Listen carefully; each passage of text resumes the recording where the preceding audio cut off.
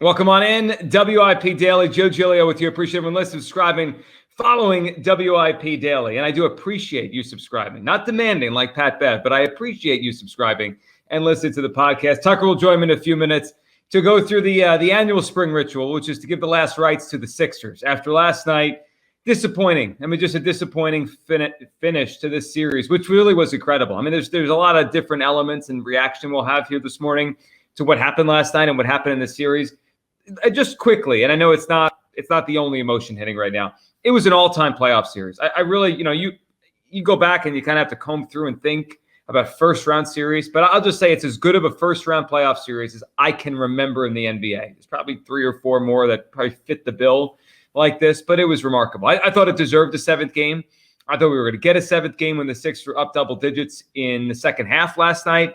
It did not happen. 118, 115. All right, so there's so much here to talk about. One thing I do believe is that, and I say this every sport, every year, every time we have one of these conversations about the team here not ultimately going as far as we want, is when you go out because of whatever the weakness was. And is it surprising to any of us last night that the Sixers went out with the Knicks being the team that was better on the boards, the team that was a little bit quicker to the loose ball, the team that was a little bit more physical? I mean, all those things that we talked about all series played out last night.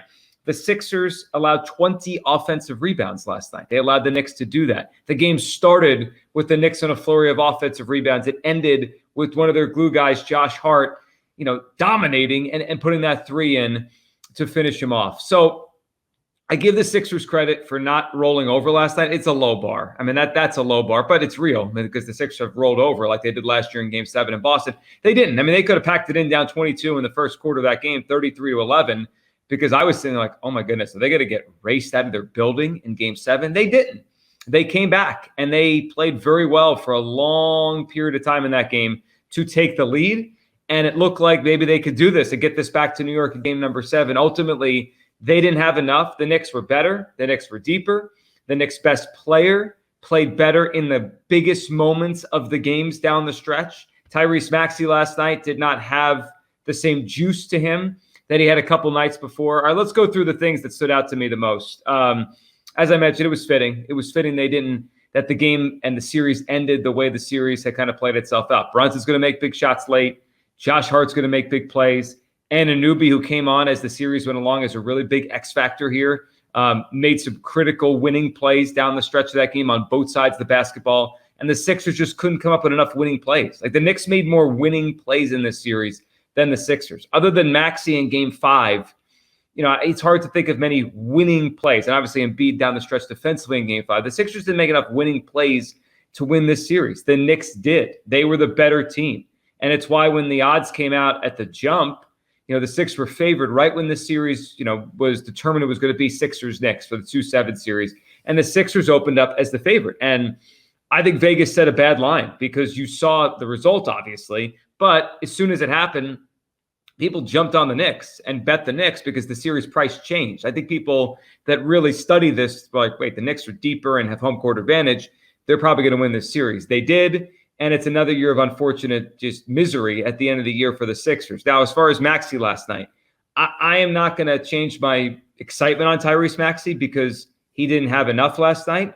It does kind of reopen the can of worms, though, as we enter the offseason about the viability of Maxey and Embiid as the 1-2. Is it 1A, 1B? Is it, and what order do you put 1A, 1B? Is it 1-2? Is that 1-2 good enough, regardless of the supporting cast around them, to go and win a championship? Because last night, we can't pretend the bench didn't provide. I mean, the bench scored 1 million points last night. They does still have Buddy Hield, who I don't even know if he was still on the team after the last couple games.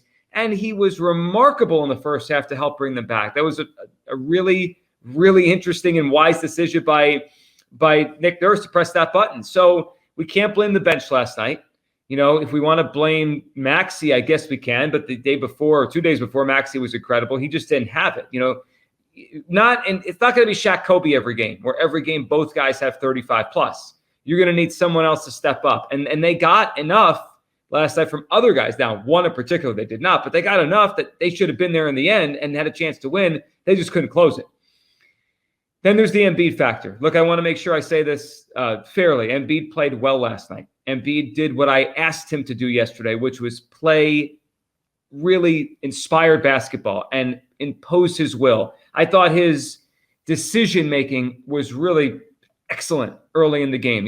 Passing the ball when the double teams came, setting guys up, but also being very aggressive. I mean, they couldn't guard him down low. And it was one of the first times I can remember in the postseason where he initiated almost all of his offense from within, 8 feet to the basket, 7 feet to the basket, jump hooks, layups. I mean, all those kind of stuff because they couldn't guard him. And then he would get to the free throw line over and over again. Second half hit a couple threes, and he was mostly very, very good for the Sixers last night. Unfortunately, and this is just, it's the reality. You want to call Joel Embiid, hey, you call whatever you want.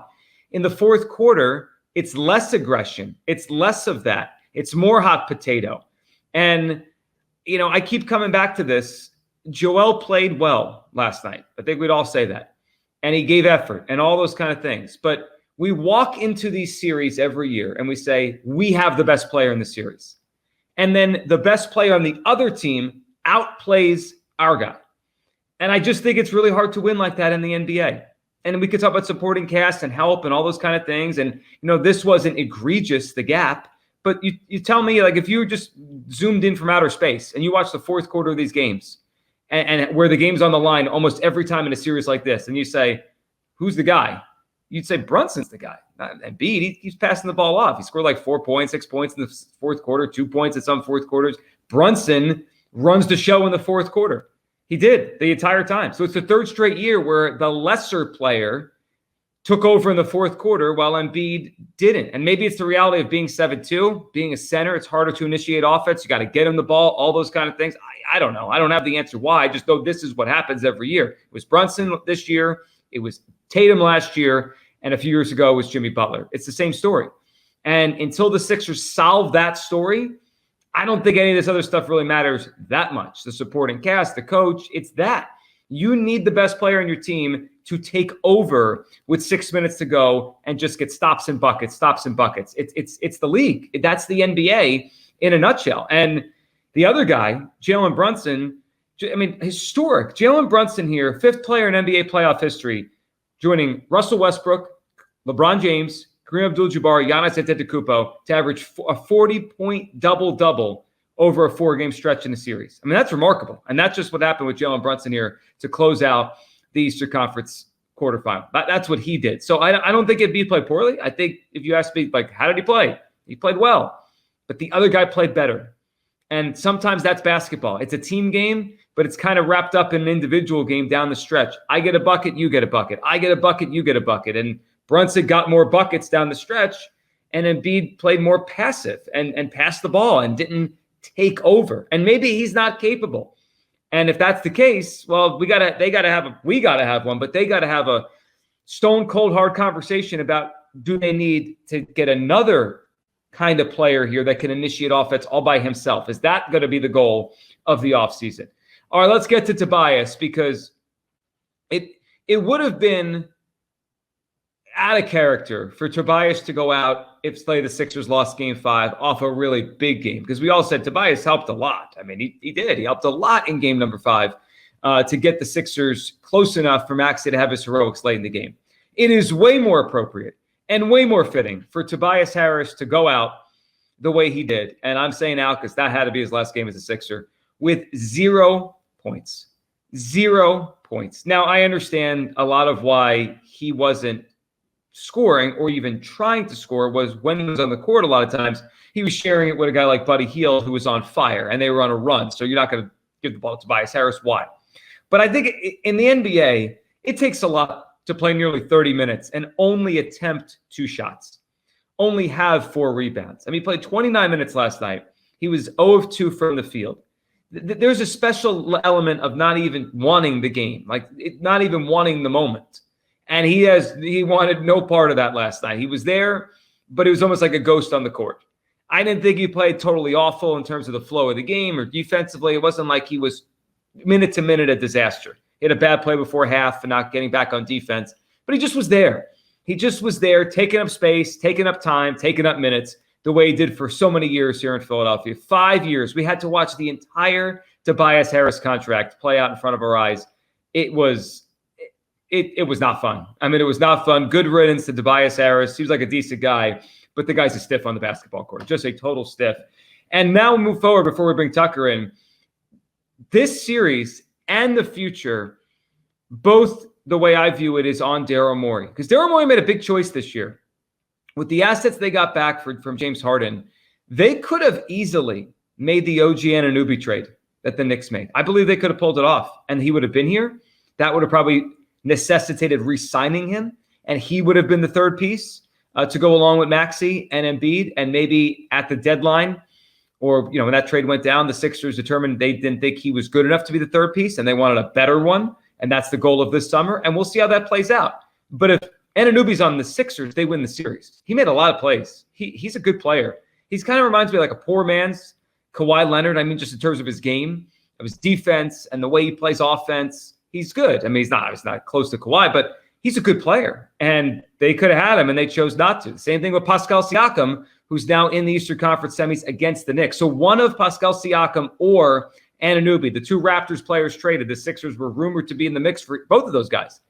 They will go. One of them will go to the Eastern Conference Finals. The Sixers could have had, I think, either if they made the right trade offer. They chose to save the assets, save the cap room for this summer. So that's on Morey, that he kind of created a pause year here, and that's why they go out in the first round. And it's now on him into the future, because whatever they use the cap room on this summer better be better than Pascal Siakam or Anunoby. Otherwise, we'd be like, wait a second. Both those guys were traded for at the deadline. You had all these assets. You didn't get either. Tucker, Sixers go out this time in the first round. Not surprising. I mean, they were down 3-1. I think we all realized they were in big trouble. But they did give everyone hope. And when they came back from the 22-point deficit, I was like, I think we're going to have a game 7. And then they just couldn't close it. Yeah, it's weird waking up today, and I don't feel frustrated. I don't feel angry like I did last year, or the Hawks series when they lost that in 7, or the first Celtics series, where they lost in 5 with the confetti game. Like they've had playoff series where at the end I'm angry and I'm frustrated. I just feel kind of sad. And, you said they didn't get run out of the building last night. They actually showed effort. It's the first time in a while the Sixers season hasn't ended on an embarrassing note, which it's a shame that the bar is literally on the ground. But that's where we are at this point. And, looking forward, this was supposed to be a transition year, right? Like they held out. They didn't spend any assets. This year was really about finding out if Tyrese Maxey can be the second star next to Joel Embiid. And I think he passed that test with flying colors. So there are positives moving forward. But I just look at last night, and that's a game that, I don't know, I'm not even upset they lost, right? Like they played well. You had two starters who didn't score a point, and Tobias Harris and Kyle Lowry, who completely disappeared. And we'll get to Tobias in a little bit. But, I mean, that's a game that I think you can go home and sleep at night and say, man, we tried. They just edged it out. And those games earlier in the series where they didn't, rebound in games 1 and 4, when they got screwed by the referees and some late game management in game 2, right? Like you can't throw away 3 games in a playoff series and expect to win, especially against a team like the Knicks who just play their hearts out for 48 minutes every night and never really let the Sixers get anything going. And I think we have to talk about Tobias Harris and just how excited I am that he's no longer here. I mean, I think I texted you after game 5 that he played too well for that to be his last game. It wasn't fitting. It wasn't poetic enough. Last night, I forgot he was even on the team. I went, I didn't even know he didn't score until I looked at the box score after the game and saw it was 29 minutes, 0 points, 0 of 2 from the field. And I only remember the one shot that, Oubre got the putback dunk on late in the game. It's insane that we've had to watch a guy for 5 years and watch his entire career. I've said it's going to be weird watching the Eagles play without Jason Kelce. Like, I'm not ready for, someone else besides Jason Kelce to snap the ball. It's going to be weird watching the Sixers without Tobias Harris taking up space in the corner and taking up possessions and taking up just space on the wing. I'm excited for, finally moving on and finally having $40 million to spend on players who can actually contribute in big moments. Because this guy, as nice as he is, and, he bakes good cookies and all of that stuff, I mean, he can't play. He's a loser. He's always been a loser. And for 5 years, we've had to watch him literally drag this team down. While you look at a team like the Knicks, I think every one of the Knicks starters scored 14 points last night. Tobias Harris scored 0. Kyle Lowry scored 0. And Lowry contributed in other ways throughout the series. But, I mean, what in the 5 years that Tobias Harris has been here, what was his best playoff moment? The bubble, when he kind of played well against the Celtics in that series they swept after he got his head bounced off the court? I mean, that's about it. I mean, the guy has been, always will be a stiff, always will be a loser. And I think the one positive that I can take from last night is he's no longer going to be here ever again. That there is a silver lining. The Tobias contract is effectively over. I guess it ends in late June when free agency begins, but it's over. We're done watching Tobias as a Sixer. It's disappointing. It's disappointing ending. I'm not disappointed in the Sixers, but it was a disappointing ending because I think we saw a path in the Eastern Conference. I mean, the Pacers are the opponent now for the Knicks to go to the Eastern Conference Finals. The Sixers spent another year trying to figure out who they are, what they are. And now we go into an offseason with an amazing amount of cap space, $60+ million they can have in cap space. And oh, by the way, there's a guy named LeBron James that could be, available for a bidding war coming up in a few weeks. It's going to be really interesting to see what Morey does. It's on him now to fix this, and it's on him to determine, do they need a third piece or do they need someone to be the piece and move Joel and Maxey down a peg here to get to the next level. Appreciate everyone listening, subscribing, following WIP Daily. We'll talk soon. Have a great weekend.